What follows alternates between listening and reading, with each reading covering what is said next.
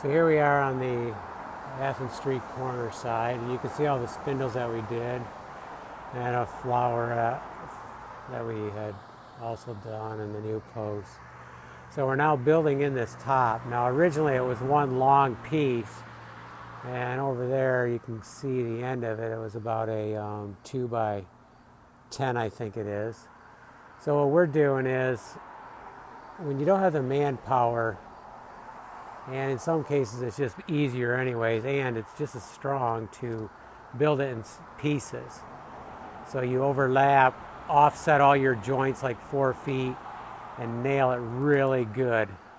So we'll end up with a, it's actually going to be more like a 2.5 by 12 when you count from the top plate and the bottom piece up there on the roof. Solid, nailed really good. So that's what we're going to do now. We're going to get some measurements, and then we also insulated that corner in there. There was a pipe that ran down there. Not sure if that was some internal heating system originally, and I noticed some wires running along which are disconnected because I disconnected all the electric. So we'll re-examine that when we do some electric connecting back up, and may have to re-pull those.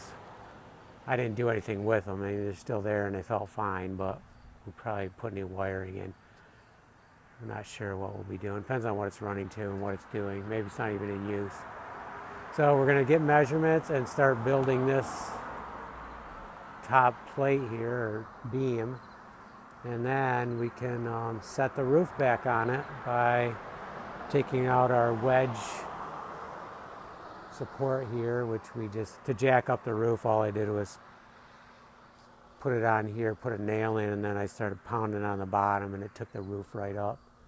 So everything will fit in fine, and then I'll let it down when I'm ready.